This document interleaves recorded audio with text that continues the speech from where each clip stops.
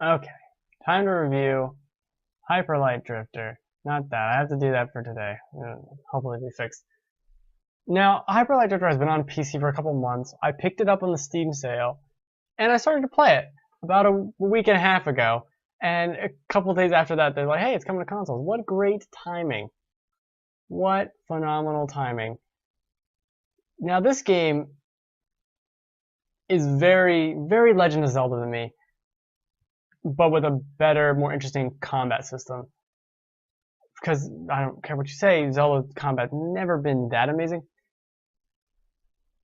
What's here? Oh my god, I don't even know where to begin with this, because it starts out with this opening sequence, which might be one of my favorite opening sequences in a video game of late.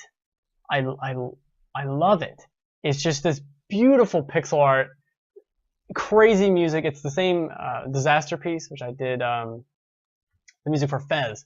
And even the art for a lot of this feels like Fez. It looks like Fez in a certain way. It feels like dark Fez, the art. And then you have the music, which sounds Fezzy, or at least, I mean, it's a genre, whatever. Then the whole game has that same storytelling style of the beginning, of you don't know what's happening or why it's happening, or to collect these things, and then you're gonna fight these, like, there were these crazy giants, and there's an explosion. Like, what the fuck's going on? The opening sequence is so cool, and if you're not expecting it, like I was when I first watched it, because they do kind of show some of it in the trailers. I loved it. I loved that opening movie, opening little cutscene. I was gonna say CG, not. I guess it's CG. It's computer graphics. So anyway, beyond that, then you start moving around. You get all these things. So you can heal yourself in battle. You get bombs, which I don't have here. You can upgrade your abilities by finding these little bits. So think of them like pieces of heart in a certain sense, where you collect 4 of them and then you get 1 little bit to upgrade yourself. And you need usually 3 bits to upgrade one of your abilities. And this ability could be upgrading your dashing, so where you can do basically unlimited dash combos, or almost a lot. Because at the beginning of the game you can only dash 3 times and you kind of like a little cooldown. So I recommend getting that dash upgrade first, and not the health upgrade like I did, which is the first thing I did. Now there's other stuff that really remind me of Fez. There's a lot of visual kind of clues and cues, and there's a secret room right there that I will not discover till much later. There's a secret room right there, but the game tells you and shows you these things. There's moments similar to Fez where you're looking down and you're like, what the hell does that symbol mean? And then you notice something, and I won't say, you know, what happens, but you realize, like, oh, that's what that means. Now I understand. I've seen that before. Holy crap, this opens up a lot of areas previous to me. Like, if I just dash here, I can do that, and then I can get there, and that's what that secret meant. That's what this symbol means. Incredible. And that's how you find secrets. So basically, it never explicitly tells you anything, but there's 4 areas, and in each area, you need to go and get 4 of these little triangles. Now there's 8 triangles in the area, but you only need 4. So you only need 4 triangles to complete the area and get to the boss. Actually, some of the areas, I think you only need 3. It doesn't matter. There's 8 hidden all around this world, and your first time through an area, you're probably only going to find 4 or 5 of them. As you play the game, you'll get better at kind of seeing the secrets and finding these things, and that's the amazing part about it to me, was going through this world and discovering the secret and being like, there's a hidden door there.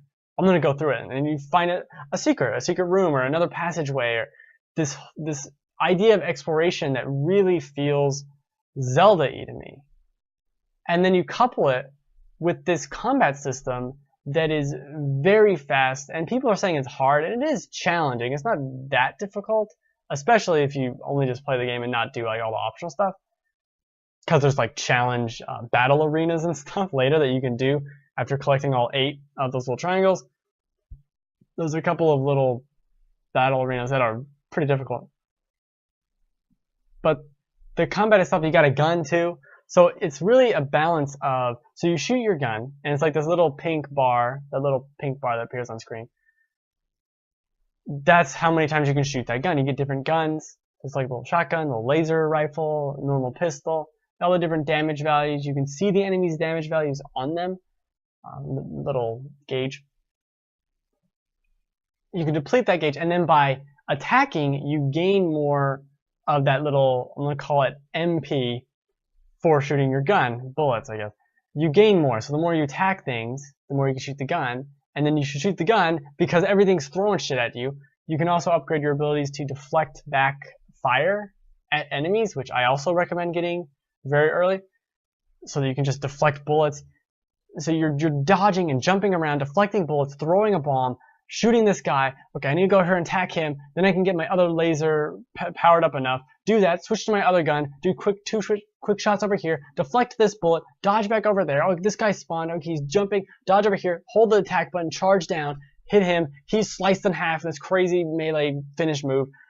Dodge over here, and like, it's amazing. It's so much fun, and the enemy variety is really great. Each area of the map has its own set of foes that are fun to fight against and are different. They're like, okay, this guy, he has 2 HP. I need to hit him twice with my sword. He's going to dodge away from me, though. This guy's throwing things at me. What do I need to do to optimize? Like, okay, I got to fight him first. Then I can deflect his thing. Like, this guy isn't a nuisance. I won't go after him. I'll do that. Like, there's a lot of strategy to it that I loved. And there's a lot of exploration, too, in all of it. And each section of the world, so north, south, east, west, feels different. You know, this one is more corridory, or this one is like a forest, or this one is in the water and whatever, and blah, blah, blah, blah. It's great. And then we get to the bosses too, which are just as fun, which actually I could argue are more challenging. The bosses really, you need to be shooting them. Like, shoot them with a gun, dodge out of the way, do a couple attacks, dodge out of the way again, throw a bomb, shoot a thing. Like, that gameplay, it's so fast and fun. And it's exactly what I want from a game like this. I was so taken to Hyper Light Drifter. I played through most of the game in one day. It took me about 10 hours to beat the game and to find all the triangles in every area, all the monoliths, the majority of the equipment, and see basically everything. See everything. I didn't do everything, but go into most of all the rooms and collect the vast majority of the collectibles. About 10 hours. So it's not like super long. And as I was saying, going back, okay, so I played most of this game for I played like 5 hours of this game on my day off, and I loved it. Like, this is one of the triangles. I just happened to go into this room like, holy shit, there's a thing here. I found my first triangle. And it never tells you anything. It only shows you this picture, and it's like, all right. And then you'll see a door that has the symbols on it, and you realize, like, oh, okay, that's what the door means. I need more triangles. Anyway, played 5 hours of the game that day, and that was like 3 of the areas. I played so much of it, of the game, and percentage-wise, and it's so good. It's just one of those things of like, this is a classic. As you're playing it, you're like, this is an instant classic. This is a game I will remember for a long time. This is a game I will want to go back to. This is something special. It's so good. It is so incredibly good. And the fact that I see very little, I mean, there's people talking about it, but not the same. It's not the same as, I mean, it's not No Man's Sky, but I would like a little more discussion about it, a little more something, because it so deserves it. What's in here is very special and interesting and unique, but familiar and fun. It's so very damn good. It's incredible how good some of this is. And really what it is, again, a lot of these things, it's the journey. Like, not having powers and unlocking the bomb and unlocking different moves and finding the secrets and learning about the world is the fun of it.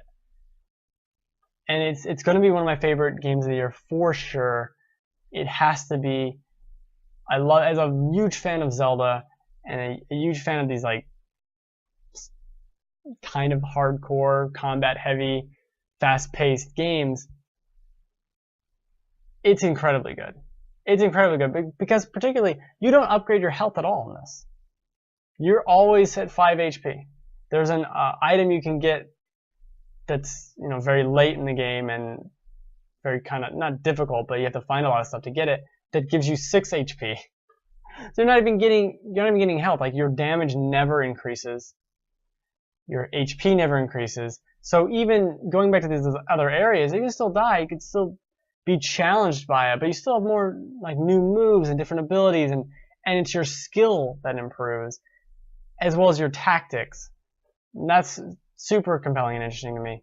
Not all enemies are created equal, but whatever. It's so incredible. And seeing some of these things, like I wish there were just more enemies. There was just more to do. Like I could have gone into this world for twice as long as I did because of how good it was, and how finding the secrets. And there are certain things like this right here, this weird blue statue, doesn't mean anything. I was hoping there was some big secret. There's no big secret there, but cool art. I guess the only real complaint I have with it is the map, which is pretty bad. The map is a mess. It doesn't display it displays what quadrant you're in, but not exactly where you are in that quadrant. And then there's like this map of the underground, because there's a lot of underground tunnels and stuff, which is extremely confusing, and like there's lines everywhere. And when you first go into it, like here's the map. When you first go into that underground area, underground section of the map, I mean, I looked at it and I was like, is this a neural network? Like, what the fuck is this even a diagram of? It's just a map of the underground, and you can see the whole map from the start of the game. It doesn't really tell you anything. So the map's bad. It's basically my conclusion. The map's bad also because if you're collecting stuff, you're not really going to know what you collected. There's a way to find these little monoliths. There's a way to see which ones you have, but it's like a secret area that you might not find. But if you're looking for the monoliths, you probably found it. So there's a way to do that, kind of, but then you have to like go to a guide and like find it, because it's not gonna. The monoliths aren't placed on your map. Only the little triangle cube things are placed on your map. So none of those are. None of the little yellow square bits are placed on your map that you found them. So if you're trying to find them all, which is a crazy task, you might not be able to. It might be something where you just like, I don't fucking know. I'm missing 3. I don't know. I have no idea where they are. So the map is a letdown. Completionist stuff. I don't know if you want to do completionist stuff, because if you're going for the platinum or whatever, one of the trophies is to beat the game without dying, and that is that'd be hard. That'd be pretty hard. I mean, I don't think the game's super difficult, but you definitely die. And there's a secret right there that I dashed almost right into and I didn't even see. That's what's so cool about this game, is there's tons of stuff like that. There's tons of stuff where you open this door and it completes this path, and then you loop back around to the other side. So good. So good. Loved it. Loved this game. It's incredible. I can complain about the map for an hour, but everything else is so good. So much fun.